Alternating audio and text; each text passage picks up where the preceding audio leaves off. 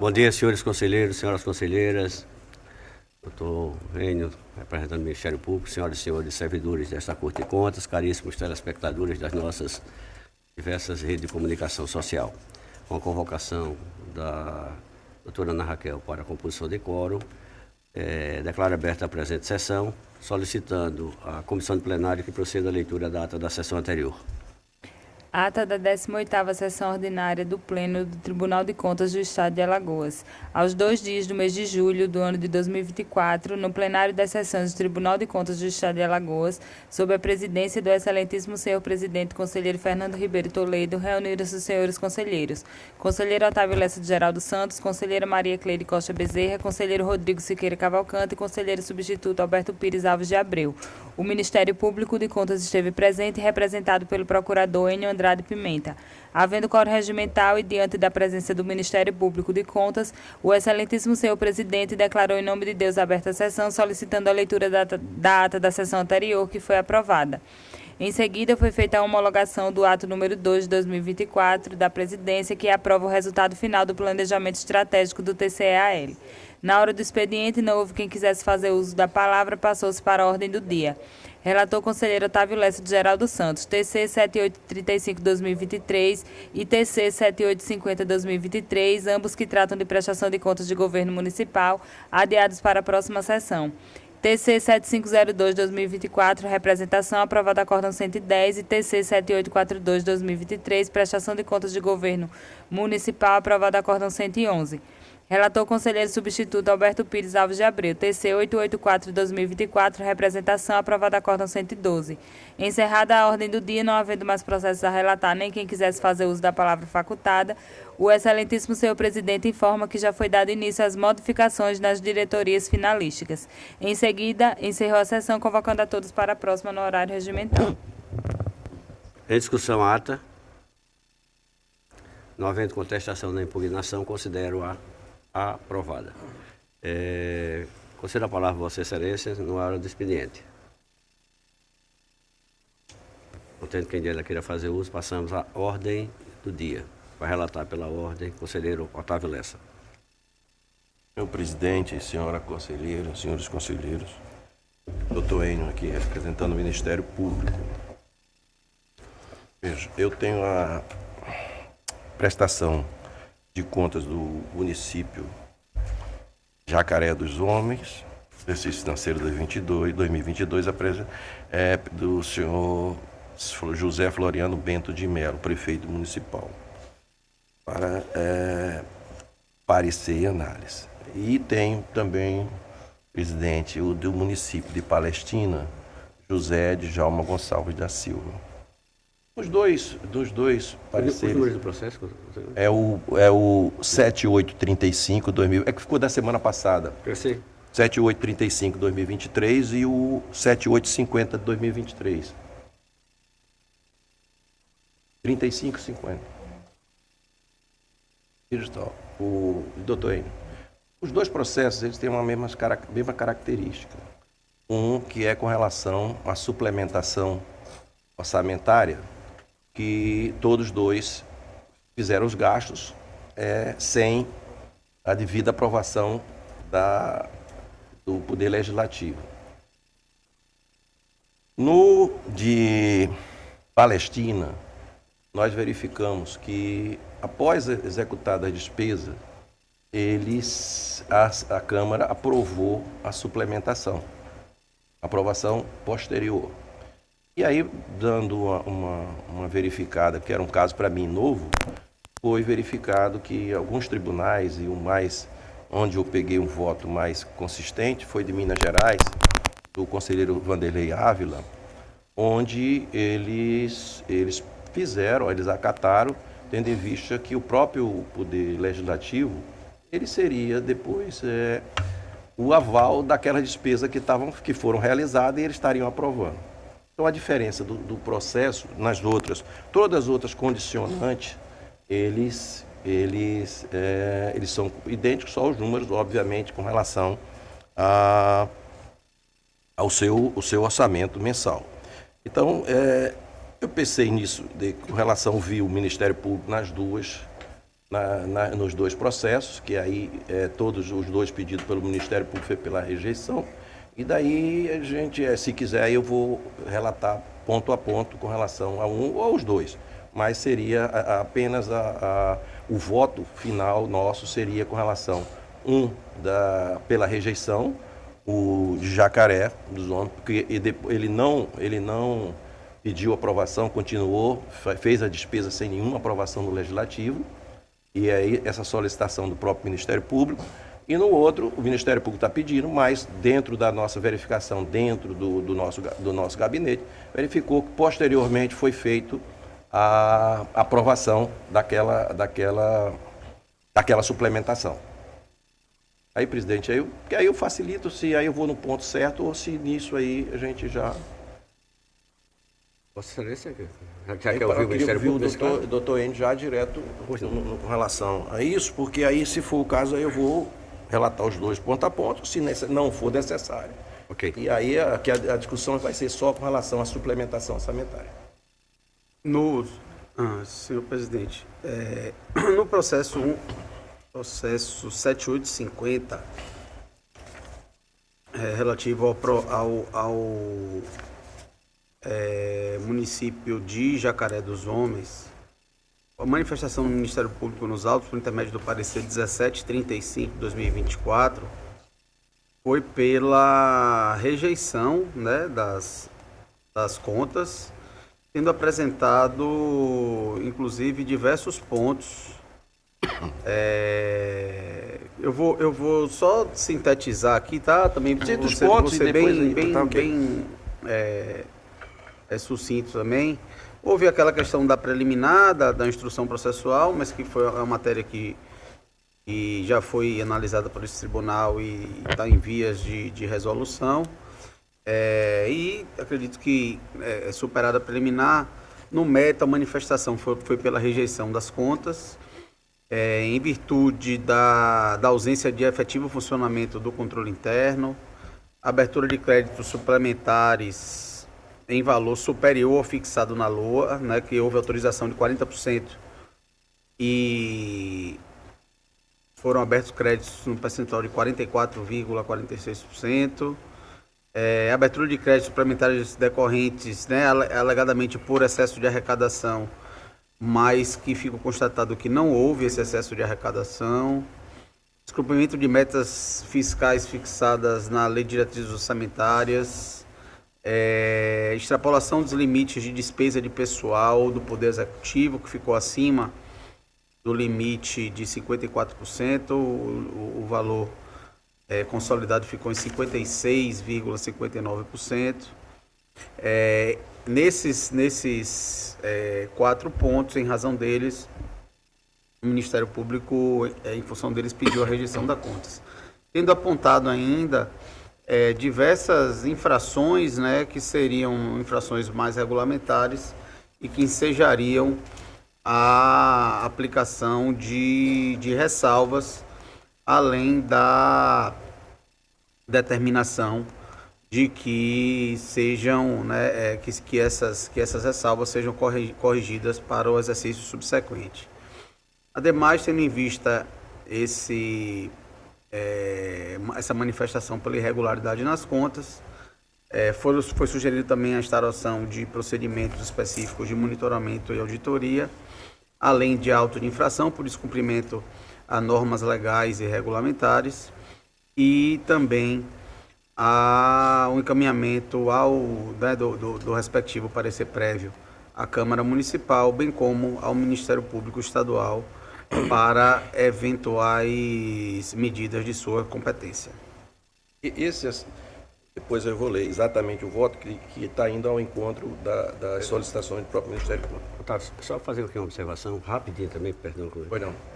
A observação feita pelo Ministério Público foi com relação ao município de Jacaré. Jacaré dos Homens. Jacaré dos Homens. Então vamos dividir para que não haja...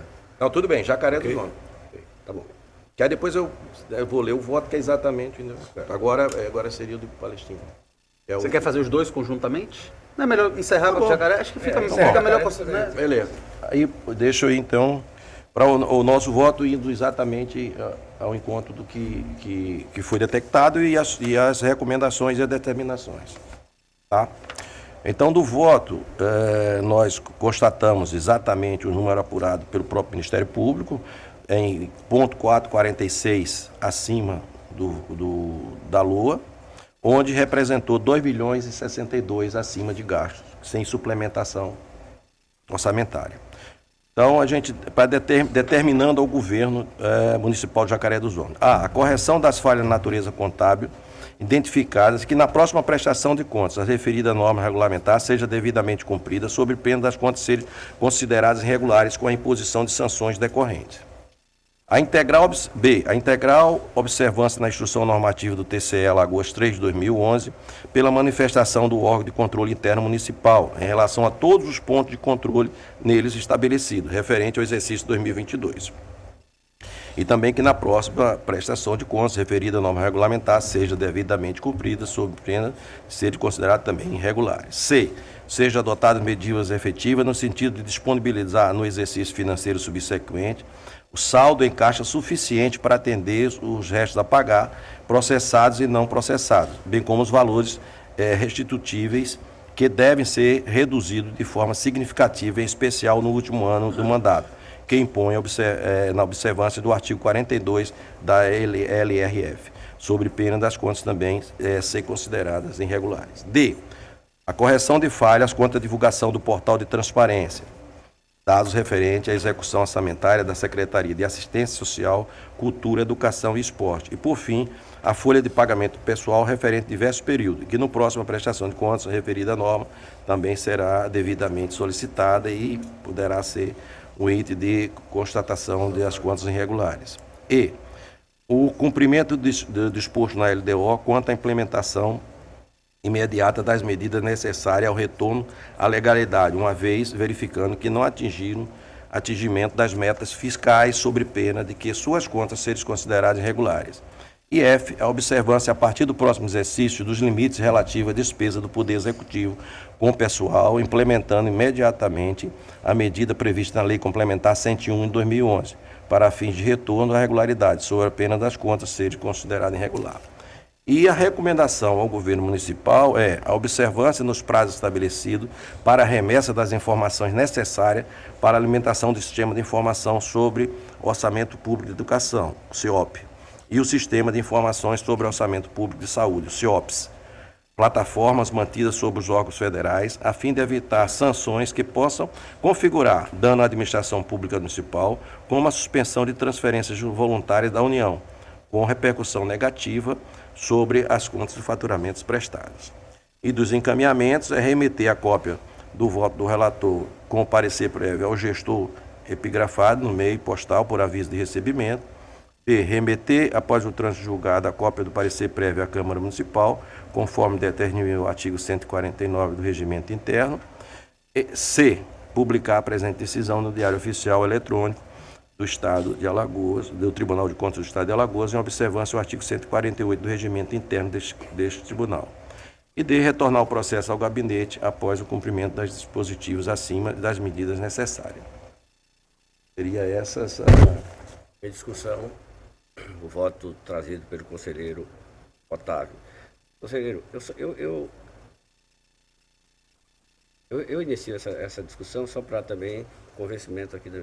Vossa Excelência está trazendo, então, a aprovação com essas ressalvas que... Não, essa aqui é a rejeição. A rejeição, é a conta do município de Jacaré dos Homens. Jacaré dos Homens, está certo. Por ele ter gastos de 2 milhões, que responde a 4,46, e em nenhum momento daquele ano fiscal ele suplementou essa despesa. Tá certo. Então, Jacaré, Vossa Excelência traz para a rejeição por essas razões que se encaminham. Muito obrigado. Continue a discussão. Encerro a discussão, submeto à votação. Os conselheiros e conselheiras que estiverem de acordo, permaneçam como estão. Aprovado. Vossa Excelência continua com a palavra, conselheiro. Doutor Enio, acho melhor eu vou pegar, fazer... Palestina. Hein? Palestina agora, né? A Palestina é exatamente o mesmo problema que houve com relação a isso. Obviamente tem outras irregularidades, como o Ministério Público tem aqui e eu tenho no voto final, com relação a isso, mas ele tem um agravo, porque eles, até o final do exercício, a Câmara aprovou as despesas realizadas pelo Poder Executivo. A diferença é essa. Então, nesse caso, o Ministério Público está indo pela rejeição, primeiro pelo motivo já superado pelo Pleno, e o outro é por essa irregularidade, mas que verificamos que já existe procedência de outros tribunais com relação a quando a lei, ela tem até uma súmula em Minas Gerais. Ela foi coberta até o final do exercício, ter considerado aquilo uma ressalva, mas que não pela rejeição. Então, meu voto é nesse sentido, e que diferencia um pouco do Ministério Público. Então, eu queria a palavra do Ministério Público para a discussão do 7835. 7835. Senhor presidente, também no processo 7835/2023, relativo à prestação de contas de governo do município de Palestina, foi manifestação ministerial nos autos, por intermédio do parecer 2061 de 2024. Houve o levantamento da questão preliminar também, que já foi superada por parte desse pleno, diante das tratativas do tribunal em proceder à correção da situação da titularidade da unidade técnica.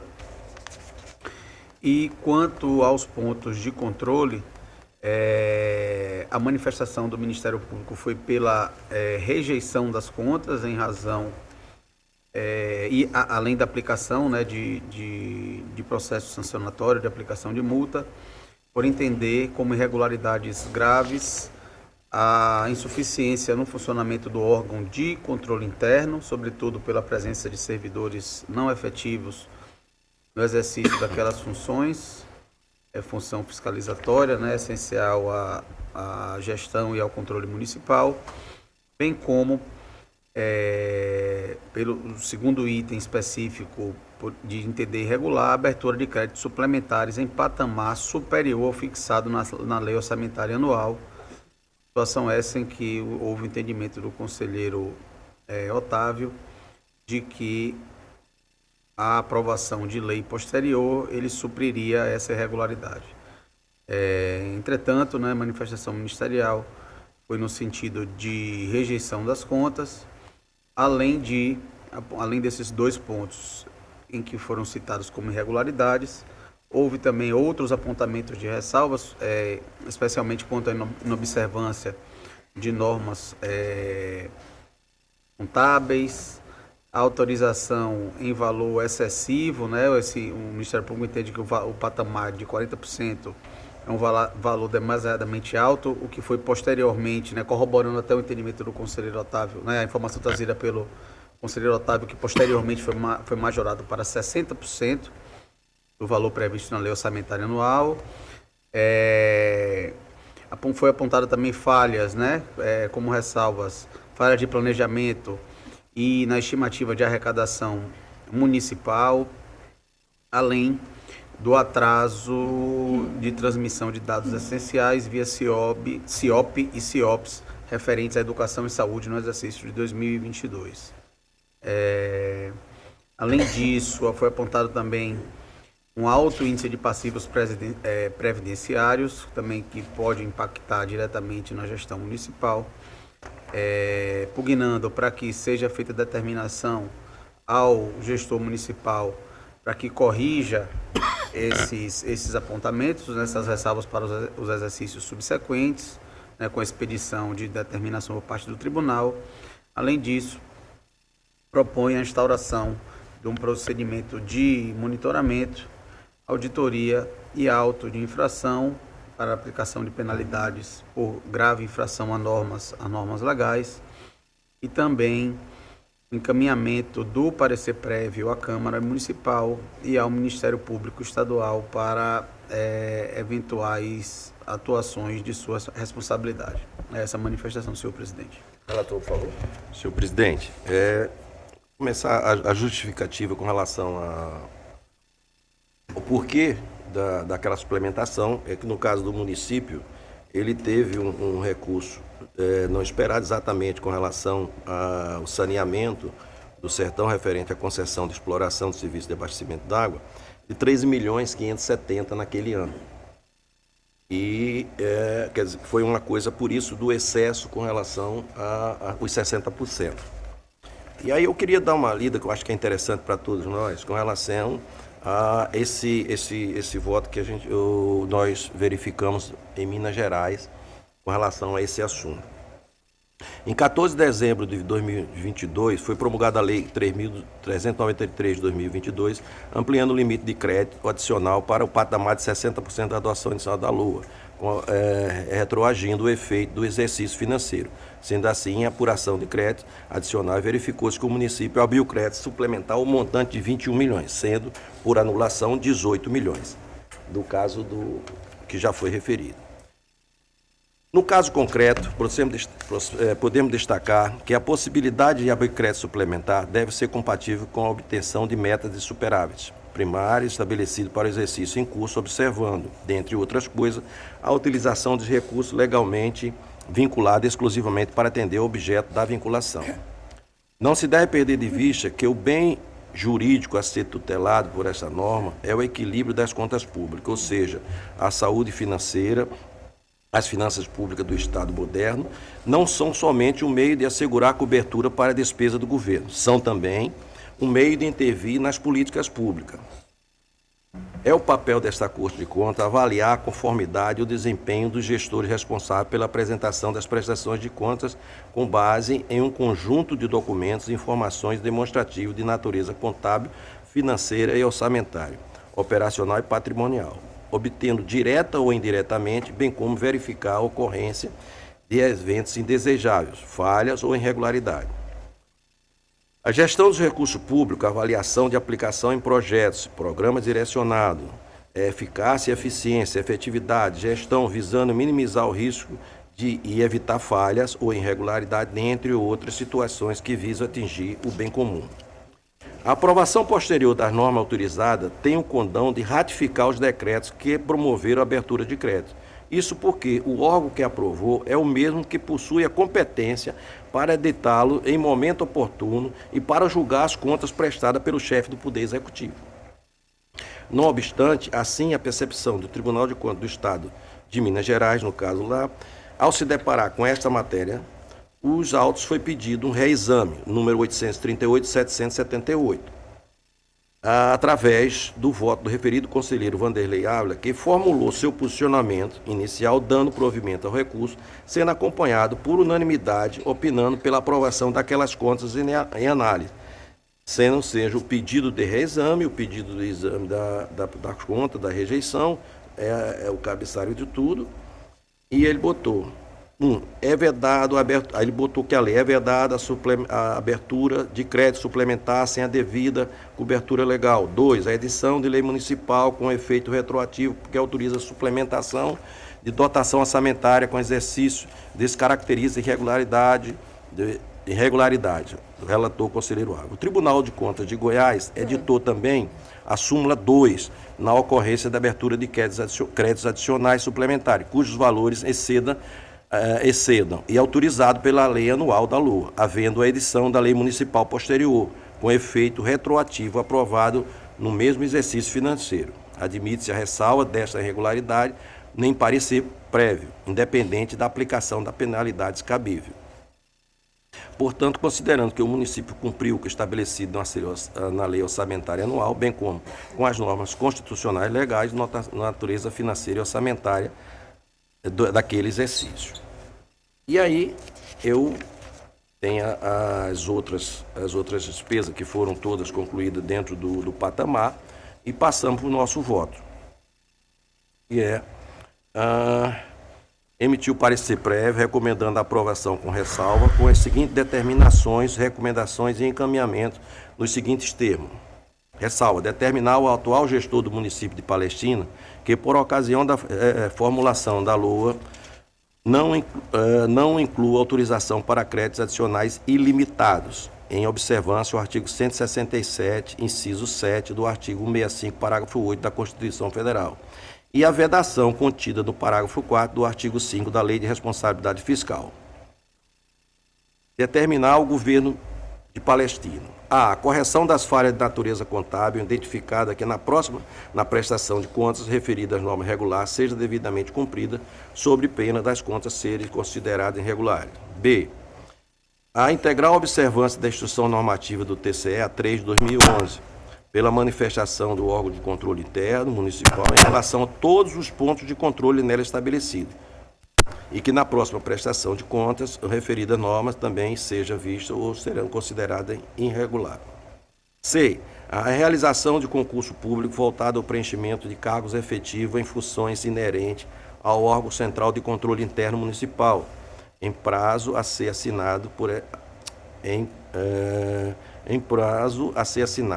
por esta Corte, para que o município passe a cumprir integralmente o disposto da Instrução Normativa 3 de 2011, sob pena de que as contas serem novamente consideradas irregulares. D. A integral observância no disposto do artigo 37, parágrafo 16, artigo 165 da Constituição Federal de 88, artigo 11, parágrafo 3, artigo 43, parágrafo 3 da Lei Federal 4.320 e o artigo 11 e artigo 12 da LRF. Por ocasião das previsões de receita e abertura de créditos adicionais, é que na próxima prestação de contas, as referidas normas legais sejam devidamente cumpridas, sob pena de as contas serem consideradas irregulares, com a imposição de sanções decorrentes do encaminhamento a esta Corte. E recomendar: a. Limitar o uso de créditos adicionais suplementares por prévia autorização da própria LOA, um patamar razoável no máximo de 30%. Das despesas fixadas na respectiva lei orçamentária, caso necessário superar o déficit, o referido limite, recorrer à autorização parlamentar específica, a fim de evitar cumprimento do papel condicional do Poder Legislativo. B. A observância dos prazos estabelecidos para a remessa das informações necessárias para a alimentação do sistema sobre o Orçamento Público de Educação, CIOP, e o Sistema de Informação sobre o Orçamento Público de Saúde, CIOPS, plataforma antiga pelos órgãos federais, a fim de evitar sanções que possam configurar dano à administração pública, bem como a suspensão de transferências voluntárias da União, com repercussão negativa sobre as contas futuramente prestadas. E do encaminhamento é remeter o voto do relator com parecer prévio ao gestor epigrafado por meio postal, com aviso de recebimento. B. Remeter, após o trânsito julgado, a cópia do parecer prévio à Câmara Municipal, conforme determina o artigo 149 do Regimento Interno. E C. Publicar a presente decisão do Diário Oficial Eletrônico desta Corte. E retornar o processo ao gabinete do conselheiro após o cumprimento dos dispositivos acima. É como voto, senhor presidente, senhores conselheiros. Em discussão, o voto trazido pelo conselheiro Otávio Lessa. Encerra a discussão, submeto à votação. Os que estiverem de acordo, permaneçam como estão. Aprovado. Vossa Excelência continua com a palavra. Sem pauta mais para o dia de hoje, senhor presidente. Pela ordem para relatar, a conselheira Maria Cleide. Senhor presidente, eu não tenho processos pautados para o dia de hoje. Conselheiro Rodrigo. Também não, presidente. Conselheira substituta, doutora Ana Raquel. Senhor presidente, senhora conselheira, senhores conselheiros, doutor membro do Ministério Público de Contas, eu tenho apenas um processo na pauta de hoje, senhor presidente, que se trata de uma representação de número 9260 de 2024. É uma representação que foi instaurada a partir de denúncia anônima formulada perante a ouvidoria desta Corte, a qual informou a ocorrência em tese de irregularidades em diversos contratos celebrados pela Prefeitura de Coité do Noia, entre os anos de 2023 e 2024, na gestão do senhor Antônio Telmo Noia. Tá errado, é de Pariconha, município de Pariconha. O denunciante apõe como resignação, em síntese, abro aspas, que o atual prefeito municipal, senhor Antônio Telmo Noia, conhecido como Tony de Campinhos,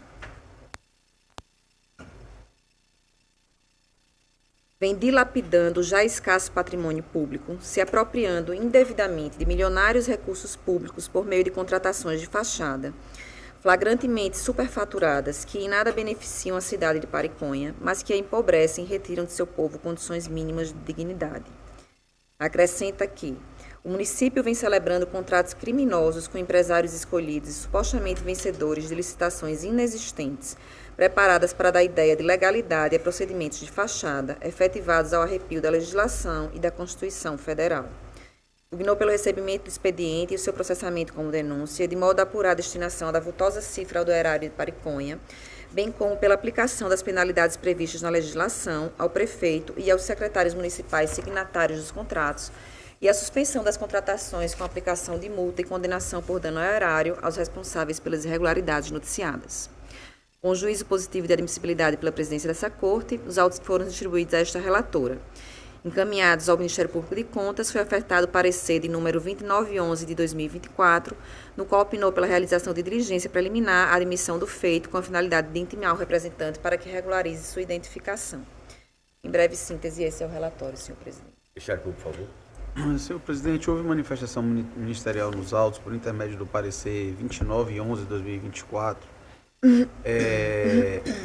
E apesar da Corte ter alguns pronunciamentos anteriores sobre a possibilidade de prosseguimento de processo de denúncia, mesmo em caso do denunciante não estar devidamente qualificado, verificamos, inclusive foi ressaltado nos autos, que a nova lei orgânica do tribunal, de dezembro de 2022, ela coloca expressamente que para os processos de representação, no artigo 102, a representação deve ser formalizada por escrito em linguagem clara e objetiva, devendo conter nome legível, qualificação e endereço do qualificante, e sempre que possível vir acompanhado de indícios probatórios acerca das irregularidades praticadas pelo administrador responsável a que se refira. Em razão disso, de expresso dispositivo legal, pela lei orgânica do Tribunal tratar de forma expressa, a manifestação do Ministério Público foi pelo não prosseguimento da presente representação, por não ter os elementos essenciais para o seu prosseguimento. Entretanto, eu incluo aqui que, em caso de não prosseguimento da representação, que seja adotada aquela prática de que as informações trazidas diante da relevância da situação e por apontar, inclusive, procedimentos específicos licitatórios, que essas informações sejam remetidas para a diretoria técnica responsável, qual seja a DEFAFON, a fim de que, em eventual plano de auditoria, de fiscalização, essas informações que são trazidas ao tribunal, apesar de não serem processadas como representação, que elas sejam consideradas como parâmetros de criticidade, materialidade e relevância, a fim de que eventualmente sejam incluídas em fiscalizações ordinárias a serem procedidas de ofício por parte do Tribunal de Contas. É essa a manifestação, senhor presidente. Relatora, por favor.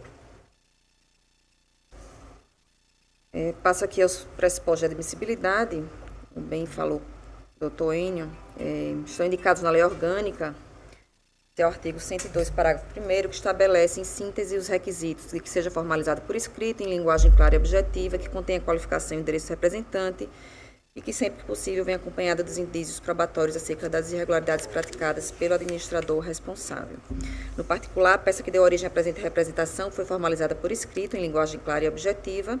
No entanto, como pontuado pelo Ministério Público de Contas, o denunciante não atendeu às exigências previstas na lei orgânica da Corte, uma vez que deixou de apresentar sua qualificação, ofertando sua denúncia de forma anônima. Sobre esse aspecto, com a devida vênia ao posicionamento externado pelo Parquet de Contas, reitera-se o entendimento já externado em outras propostas de decisões desta relatora, aprovadas por este Pleno, de que, embora a legislação que rege a atuação desta Corte seja específica ao atribuir como critério de admissibilidade a identificação e qualificação completa do denunciante, entende-se, diante da notícia de irregularidade e da existência de elementos mínimos que fundamentam a denúncia, não existir óbice à instauração de procedimento, tendo em vista as prerrogativas legais e constitucionais concedidas aos tribunais de contas no exercício de suas atribuições, que autorizam a fiscalização das cortes, até mesmo por iniciativa própria. Sob esse aspecto, é necessário ressaltar que impera nos tribunais de contas o princípio da oficialidade, corporificado no artigo 2º, parágrafo único, inciso 12 da Lei Estadual 6.161 de 2000, que regula o processo administrativo no âmbito da administração pública estadual, o qual estabelece que compete ao órgão oficial, no caso o Tribunal de Contas de Alagoas, impulsionar o processo sem prejuízo da atuação dos interessados. Desta forma, sob a ótica do princípio supracitado, ainda que o processo em pauta tenha sido instaurado por iniciativa do denunciante que não cumpriu os requisitos formais previstos na lei orgânica, foi trazido ao conhecimento deste Tribunal de Contas denúncia de irregularidades que, acaso comprovadas, maculam os procedimentos licitatórios e, consequentemente, os contratos firmados, cabendo a esta Corte de Contas conduzir o processo diante dos indícios e elementos de prova já trazidos aos autos. Nesta senda, entende-se por superada a questão relacionada à qualificação do denunciante e, em continuidade à análise do preenchimento dos requisitos de admissibilidade, tem-se que o representado encontra-se sob a jurisdição desta Corte de Contas nos termos do disposto no artigo 5º da Lei 8.790 de 2022. O objeto da denúncia está inserido no controle de legalidade dos atos realizados por este tribunal e o denunciante trouxe aos autos dados, informações e documentos suficientes a indicar a verossimilhança dos fatos alegados. Neste sentido, entende-se por restarem satisfeitos os requisitos necessários para legitimar o conhecimento desta representação. Aduz o denunciante, inicialmente, que o município de Pariconha teria celebrado com a mesma empresa, Auto Posto Freitas e Maia Limitada, 2 contratos com o mesmo objeto, qual seja, o fornecimento de combustíveis para a frota municipal para o mesmo período de janeiro de 2023 a janeiro de 2024. Analisados os documentos apresentados nos autos, a despeito do que alegou o denunciante, verifica-se que, em verdade, não se tratam de 2 contratos, mas sim de uma ata de registro de preços, a ata de número 5 de 2023, e do contrato dela originado, contrato 7 de 2023, afastando-se desta forma a notícia de que teriam sido celebrados 2 contratos com o mesmo objeto para o mesmo período. No entanto, apesar de superada a questão relacionada à multiplicidade de contratações com o mesmo objeto, chama a atenção o fato de que os contratos originados na referida ata de registro de preço têm o valor de R$ 5.203.000 para o ano de 2023 e de R$ 7.121.237 para o ano de 2024, que se revelam desproporcionais à frota de veículos do município, a qual foi estimada pelo denunciante em 20 veículos automotores. Possíveis desproporções entre os objetos das contratações e a realidade fática municipal também podem ser notadas nos seguintes ajustes. Contrato de adesão de número 65 de 2023, celebrado com a empresa MCA Souto Filho, cujo objeto é a realização de serviços de dedetização, desculpinização, colocação de iscas, desalojamento de pardais, pombos e morcegos, pelo valor de R$ 882.542, a ser realizada trimestralmente. Contrato de número 4 de 2023, celebrado com a empresa Comercial DR Limitada, cujo objeto é a aquisição de peças e serviços de manutenção preventiva e corretiva de veículos, pelo valor de R$ 2.421.699. Contrato de número 34 de 2024, celebrado com a empresa MMF Serviços de Locações Limitada, cujo objeto é a prestação de serviços de manutenção de veículos automotores pelo valor de R$ 2.480.440. E o contrato de número 39/2024, celebrado com o Instituto de Desenvolvimento Educacional e Social do Nordeste, por inexigibilidade de licitação, para oferecimento de cursos de formação continuada aos professores, auxiliares, cuidadores e diretores e coordenadores de estabelecimentos de ensino público, pelo valor de R$ 984.000. Além das contratações acima elencadas, merece destaque o contrato de adesão de número 70 de 2023, já que verifica-se que foram adquiridas 1.700 armações e lentes de óculos de grau no valor total de R$ 408.000.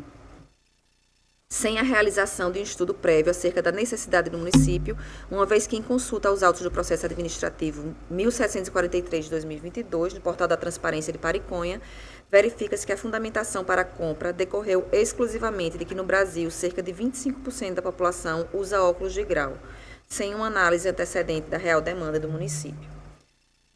Sem pretender estatuir uma posição aprofundada sobre a legalidade dos atos em apreço neste momento processual, emite-se um juízo de cognição perfunctório sobre as razões de presente representação. E, diante dos elementos trazidos na denúncia, verifica-se que os pontos suscitados pelo denunciante demandam a atuação desta Corte, uma vez que há indícios de que as contratações elencadas podem estar em desacordo com as normas que regem a administração pública, havendo possibilidade de lesão ao erário. No contexto posto, tendo sido aduzidos pontos que merecem ser aprofundados para ulterior emissão de posicionamento, constatada a verossimilhança dos argumentos postos, torna-se necessária a atuação desta Corte no exercício do controle externo para salvaguardar a correta aplicação dos recursos públicos. E, nesse sentido, senhor presidente, o voto, a proposta de decisão, tal qual está apresentada, ela traz a proposta do recebimento da presente denúncia como representação, conhecendo o inteiro teor na forma dos artigos 102 e seguintes da Lei 8790 de 2022, para que sejam apurados os fatos relatados. Mas, ponderando a fala do Ministério Público de Contas, eu acho que ele deu uma boa saída no sentido de mantermos a integridade da lei orgânica quanto ao cumprimento dos requisitos, sem deixar de apurar as irregularidades que parecem que são bastante... que tem a documentação que se baseia a denúncia e que, de fato, parecem merecer apuração pelo Tribunal de Contas.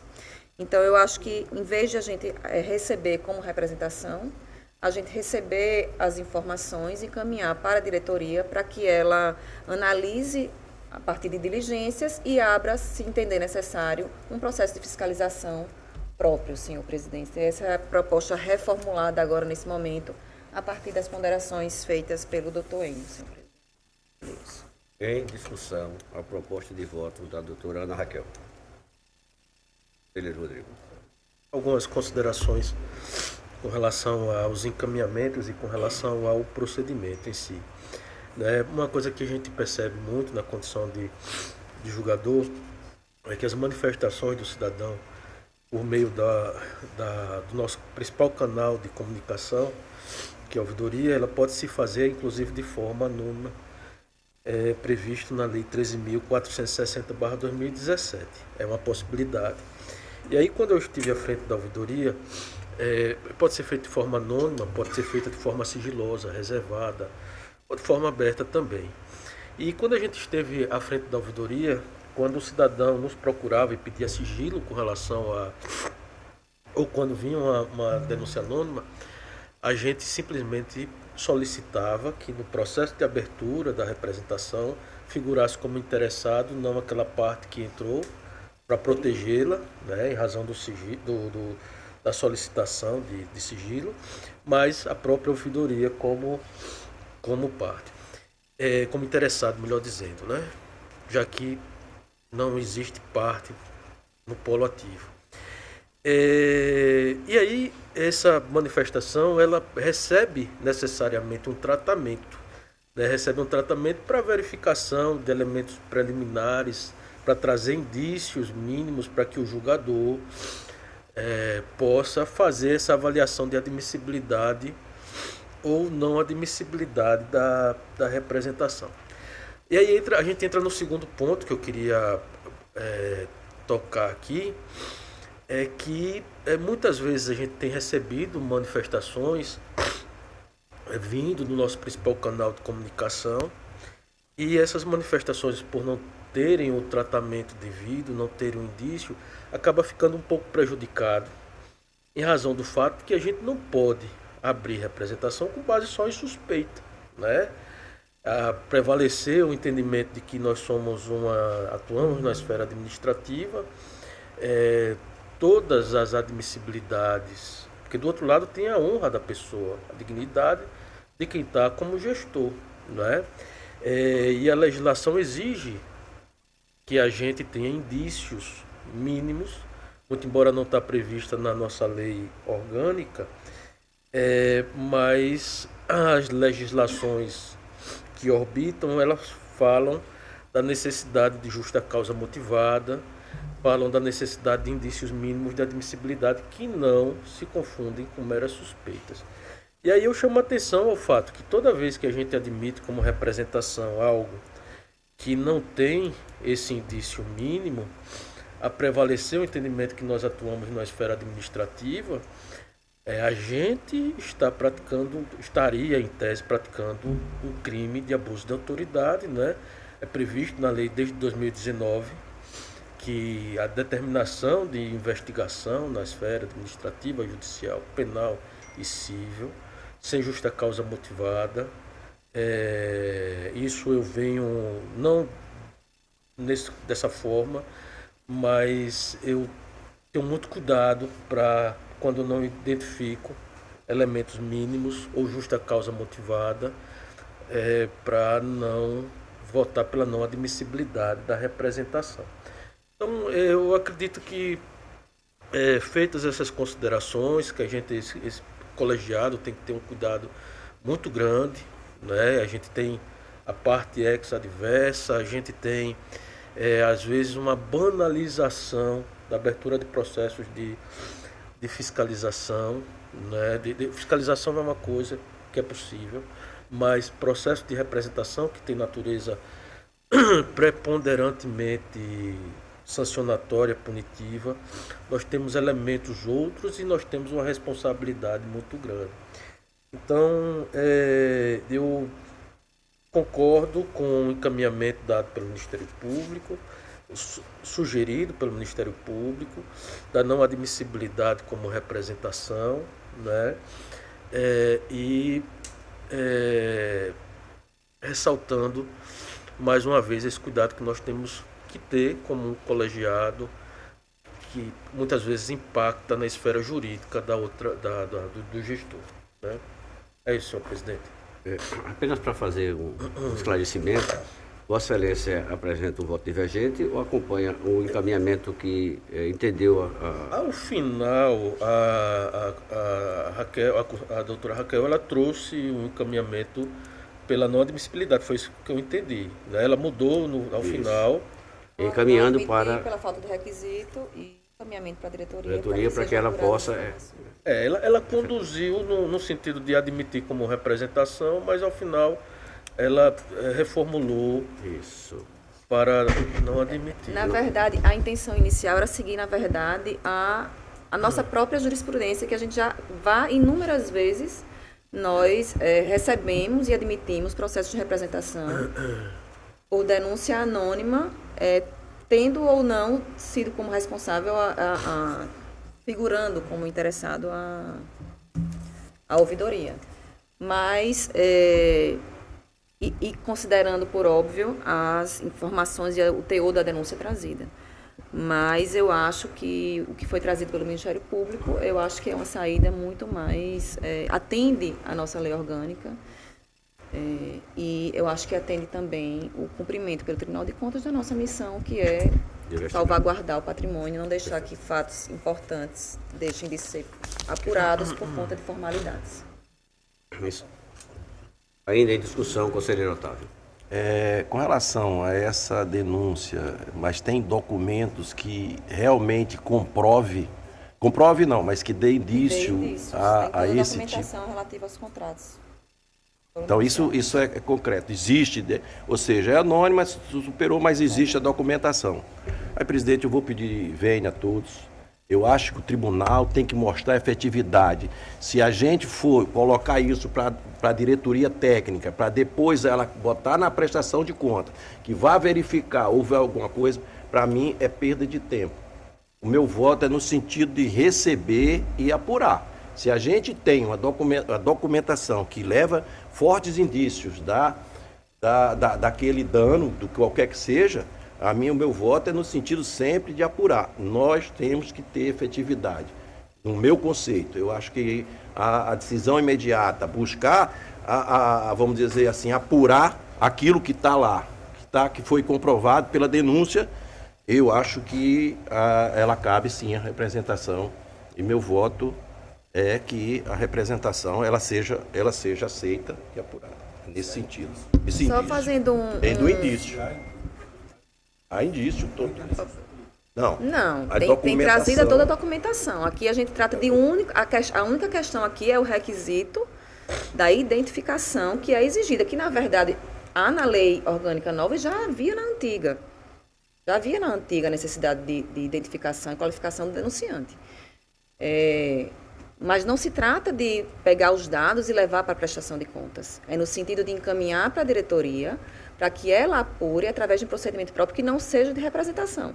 É esse a proposta. É tempestiva. Eu acho que, na verdade, o que muda é apenas a natureza do processo. Ele deixa de ser nomeado como uma representação para manter uma formalidade exigida pela lei orgânica e passa a ser uma fiscalização sem ser nomeada. Eu acho que é basicamente isso. Pela nossa realidade, nossa experiência, a prioridade vai ser representação ou essa investigação posteriormente que vai ser feita? Eu não É a me nossa recordo- realidade, eu não me conselheira. recordo que Não se vai ter a não sei se vai ser representação, diferente, vai não ter sei se vai ser sempre, diferente. sempre prioridade. Sei. Porque ela Aí está eu realmente- ela efetivando Eu não sei se a lei um posicionamento orgânica mais imediato do tribunal. Ele foi demandado para aquilo e foi apurado. Eu não sei se na nova lei orgânica existe alguma determinação de prioridade. Sei que na antiga, Não, acho não que é no prioridade regimento- prática, que eu estou Não, dizendo, existia- pela nossa circunstância funcional que o tribunal tem com relação a gente estar priorizando as prestações de contas, conta de governo. Aí vem as outras coisas. Essa é a prioridade que a gente está tendo para a Isso. gente efetivar uma, vamos dizer assim, como o presidente coloca, uma coisa imediata para os gestores. Então, na linha de prioridade, eu acho que representação vem conta de governo, conta de gestão e representação. Ela nessa linha de prioridade dentro da quantidade de pessoas que vão trabalhar e que vão apresentar um resultado. Essa é a minha linha. Eu acho que a gente tem a obrigação, se tem realmente fortes indícios com documentos, de a gente apurar. Se deixar lá, ela vai ficar sempre, não porque queira, mas sim pela realidade que a gente vive. Eu não acho que isso faz diferença prática, receber ou não como representação. Eu acho que é mais uma questão de formalidade. Acho, inclusive, que se o tribunal vai tratar sempre disso como um fator que não é importante, deveria se trabalhar para que fosse tirado da lei, para que a gente não esteja o tempo inteiro. Não, aí Vossa Excelência está exagerando. Não é essa a colocação. Se o fato é importante, se é Não. o fato que é importante ter os requisitos, a documentação probatória ou o indício, eu acho realmente que quem denunciou não faz diferença. Acho que a denúncia anônima, inclusive, protege e incentiva a comunicação ao Tribunal de Contas de Irregularidade. É o meu posicionamento. Só que eu acho que aqui a proposta foi no sentido de manter íntegra a nossa própria lei, a que rege a nossa atuação, que é a nossa lei orgânica, sem deixar de lado o funcionamento e o cumprimento pelo Tribunal de Contas da nossa missão.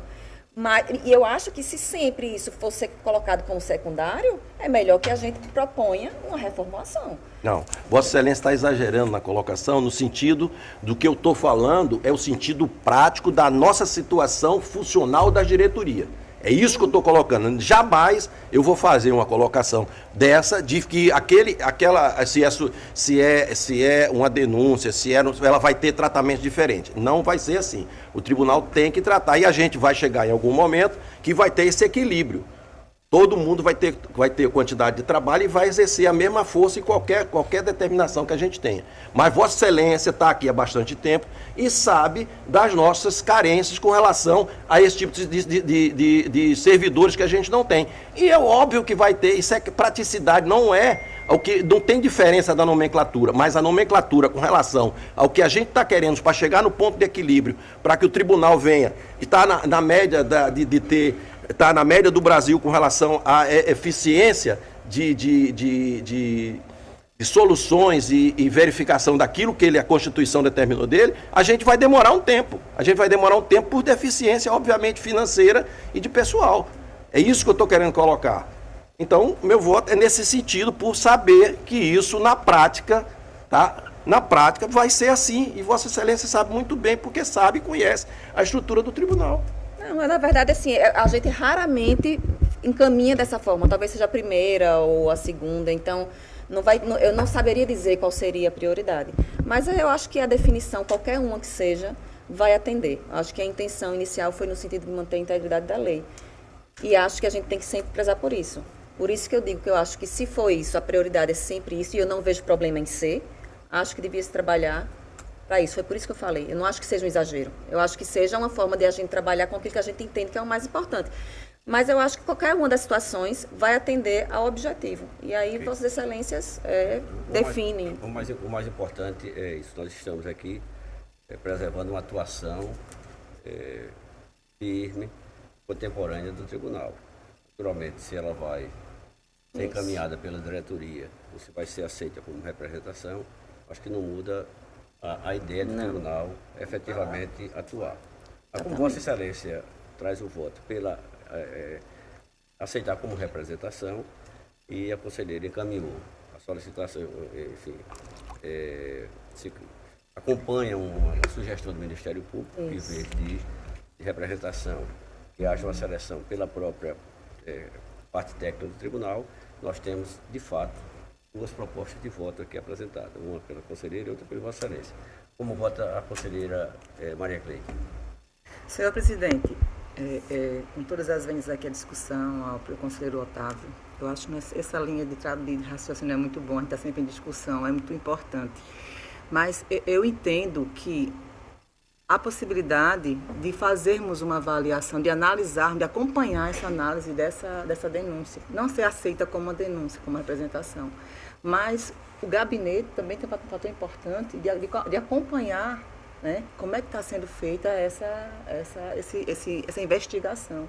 Então, eu sugiro que não seja realmente uma representação, admitida como uma representação, mas que o próprio gabinete dos conselheiros, dos substitutos, que eles acompanhem, é um outro motivo também para que seja feito, em cima disso aqui, ser um dos pontos, de fazer uma inspeção in loco, acompanhar uma investigação. Tem várias formas de nós acompanharmos sem infringir a nossa lei orgânica. Entendeu? Eu acho que nós temos que trabalhar com segurança. Então, pode ser feito um acompanhamento dos gabinetes, né, com relação a essa denúncia. Se há fatos reais que comprovam uma fraude, seja lá o que for, vamos acompanhar. Eu acredito que seja o mais seguro e não deixamos de ser efetivos, claro que não. E nem estamos infringindo a nossa lei orgânica, que é o nosso ministério. Então, eu vou até me reformular. Dentro da proposta da conselheira Maria Cleide, se houver essa proposta, eu vou fazer adesão, porque eu sei que vai ter efetividade. Sim. O gabinete vai seguir e vai encaminhar. Meu problema é a efetividade. Só isso. Faz esse acompanhamento. E pode ser um dos requisitos para que seja feita uma inspeção. Mas a diligência como se manifesta a equipe técnica do Tribunal de Contas, né? Sim. Na verdade, é o encaminhamento para que a própria equipe técnica analise o processo e ele dê o encaminhamento que ele entender necessário a partir da... E o próprio gabinete acompanha, fica acompanhando junto às diretorias. Posso fazer só algumas pequenas considerações, conselheiro Otávio? É porque, na verdade, sendo representação ou sendo um procedimento autônomo, né, um procedimento de fiscalização com base nas informações trazidas, vai ser a mesma unidade técnica que vai dar a apuração desse processo. Né? Isso vai depender da capacidade, aquelas discussões que nós sempre temos, da capacidade operacional que a diretoria tem. Se for colocado, né, a gente hoje está com um planejamento um pouco mais efetivo, o plano anual foi encaminhado, muito bem feito, inclusive.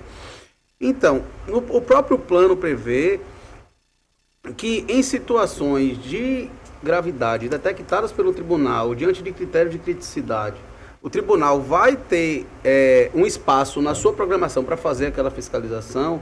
Entendeu que esse caminho de você não abrir um processo, porque a gente também tem uma quantidade, né, o próprio conselheiro Rodrigo muitas vezes critica isso, o tribunal admitir como representação não é uma garantia que o processo vai ser devidamente instruído.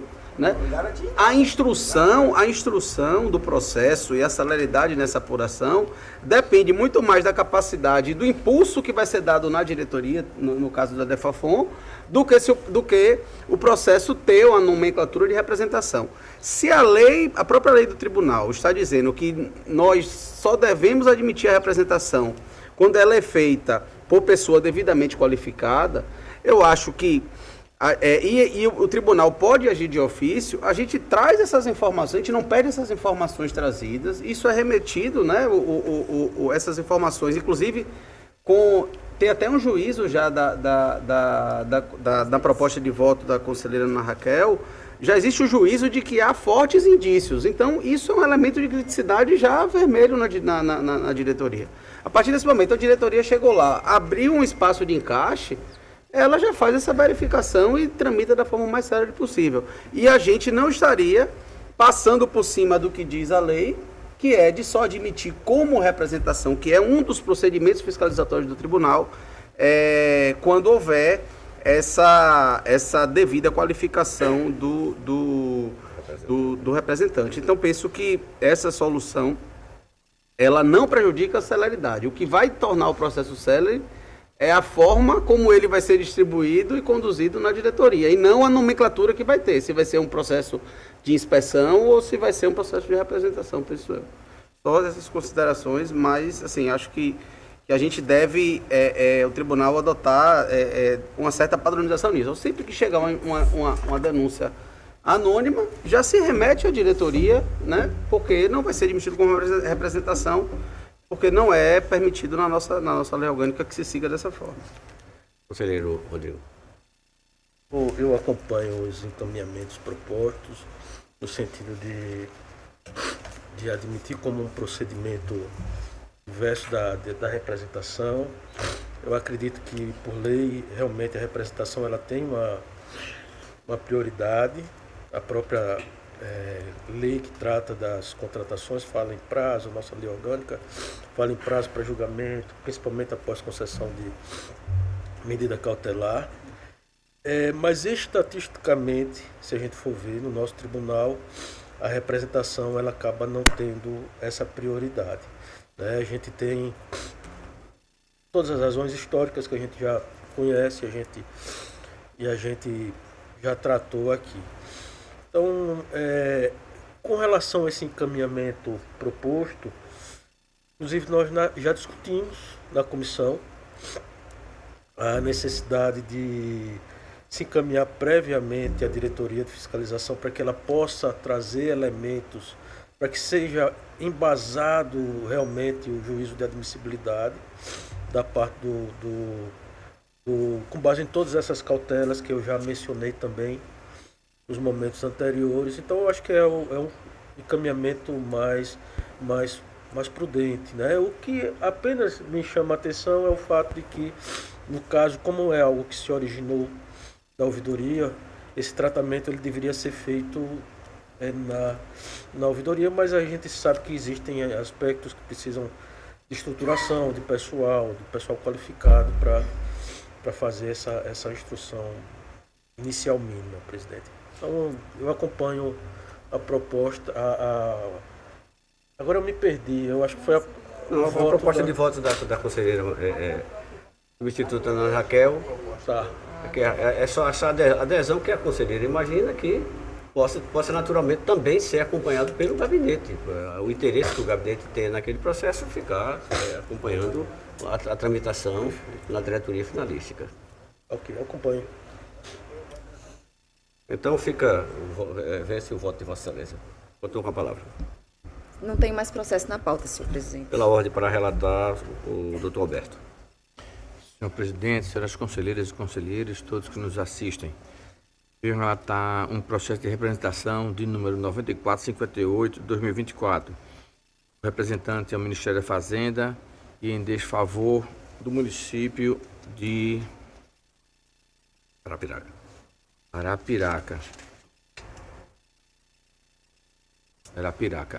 E o gestor responsável é o Bergson Brito Leite, gestor desde 2020.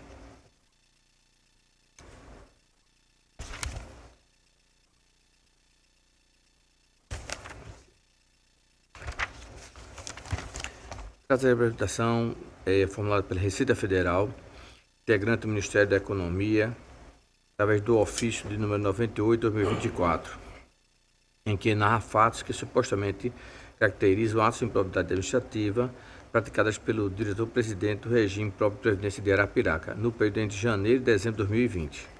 Ademais, os fatos descritos ocasionaram a lavratura do auto de infração que compõe o procedimento de fiscalização mencionado, no valor consolidado em 12 de abril de 2024 em R$ 1.304.701,65, tendo como valor originário do crédito constituído em R$ 628.367,70, sobre o qual foi aplicada multa de 75%, no valor de R$ 471.275,73, acrescido de juros de mora de R$ 205.058,22. Aduz o denunciante que realizou o procedimento de investigação fiscal sobre contribuições previdenciárias e para o PASEP, a serem repassados pelo município entre janeiro a dezembro de 2020, sendo o município intimado em 19 de outubro de 2023 para apresentar documentos e informações necessárias à verificação das obrigações tributárias, mas o gestor não apresentou nenhuma justificativa ou informação. A ausência de manifestação do gestor municipal gerou o lançamento por arbitramento e aferição indireta das contribuições previdenciárias e para o PASEP, bem como na aplicação de multa administrativa por descumprimento de obrigação previdenciária acessória, agravada em razão de constatado óbice na ação de fiscalização. A autoridade representante concluiu que, enfim, comprovada texto do representante, enfim, comprovada a materialidade da infração de natureza política administrativa, bem como identificada a sua autoria nos termos do artigo 73A da Lei Complementar 101 de 4 de 5 de 2000, do artigo 14 da Lei 8.429 de 92 e do artigo 18 da Portaria da Receita Federal 1750 de 12 de novembro de 2019, formalizamos a presente representação para fim de apuração de ato de improbidade administrativa em desfavor do agente público que exerceu o cargo de presidente do regime próprio de previdência social do município de Arapiraca no período de janeiro a dezembro de 2020 e propomos o seu encaminhamento por ofício ao Ministério Público do Estado de Alagoas e ao Tribunal de Contas do Estado de Alagoas. Seguindo a marcha processual, os autos foram encaminhados ao Ministério Público de Contas, que exarou o parecer de número 5 PMPC 2726 de 2024, concluindo pela adoção das seguintes medidas. E aí, como um pouco mais extenso, peço a gentileza de próprio Ministério Público. Ministério Público, por favor. Senhor presidente, o Ministério Público se manifestou, né, nos autos em juízo de admissibilidade, por intermédio do parecer 2726 de 2024, entendendo estarem presentes os requisitos previstos na lei orgânica e pedindo a devida instrução processual, inclusive com a citação do gestor para trazer os seus esclarecimentos, manifestação da unidade técnica e que após os encaminhamentos técnicos, os autos sejam remetidos ao Ministério Público para a sua manifestação final de mérito. Relator, por favor. Bom, após a presidência da Corte, concedeu o juízo positivo de admissibilidade. Venha para passar o requisito de admissibilidade, depois o órgão competente, a Receita Federal, o Ministério da Economia e o assunto é da nossa competência. Enfrentados os pressupostos da admissibilidade e demarcar a competência da Corte, passamos à questão. No tocante ao mérito do feito e análise, os fatos narrados dos representantes estão aptos a ensejar a atuação desta Corte. O caso em análise busca apurar suposta ocorrência de dano ao erário, que tem como sanção o dever integral de ressarcimento por parte do agente causador do dano. Nessa senda, como salientar que a finalidade dos encargos decorrente do inadimplemento é um dever imposto pelo artigo 1º, parágrafo 1º da Lei de Responsabilidade Fiscal. Vou abreviar porque é um assunto que já foi passado por esta Corte de várias vezes. Cumpre ainda destacar o que dispõe a legislação federal quanto à obrigatoriedade de declaração por meio da GFIP-DECIP. Considera-se a empresa fim individual, a empresa também é obrigada a declarar à Secretaria de Receita Federal, ao Conselho Curador do Fundo de Garantia, na forma de prazo e condições estabelecidas. Né? E aí, essa obrigação já é prevista em lei da GFIP e que foi omissa. A suposta inadimplência do ente público caracteriza infração à lei atribuível ao gestor por falta de planejamento de atividade fiscal, se caracterizando, né, se assim constatado, como crime de atividade fiscal, nos termos do artigo 1º, inciso 14 do Decreto-Lei 201/67, que assim prescreve, ao deixar o dirigente ou empregado responsável de instituição financeira ou bancária ou de agente arrecadador de receber e repassar à Previdência Social as contribuições que recolher. E também o seu Decreto-Lei 201/67 são crimes de responsabilidade dos prefeitos municipais sujeitos ao julgamento do Poder Judiciário, independente do pronunciamento da Câmara dos Vereadores. negar a execução à lei federal, estadual, municipal ou deixar de cumprir ordem judicial sem dar o motivo de recusa ou a sua impossibilidade. Além também, temos também que atrai a incidência do artigo 28 do Decreto-Lei 465742, na realidade a LIMB, né, que é antiga, ela foi reformulada, e também o agente público somente poderá ser responsabilizado por suas decisões ou opiniões técnicas, etc., em razão de cometer erro grosseiro, que é o que se parece com o caso. Assim, caso se confirme a ausência de cumprimento da obrigação tributária imposta, o ato pode caracterizar improbidade administrativa pela ausência de pagamento e gerando uma perda de patrimônio ao município. Diante da conjuntura que se encontra esta Corte, a admissibilidade da demanda e o procedimento feito desejaria mais uma atuação tardia, além do que já foi efetuada a fiscalização da própria Receita Federal. E, nesse viés, convém adotar uma decisão estruturada, como preconiza o conselheiro Rodrigo Siqueira Cavalcante, e parece a medida mais eficaz ao caso.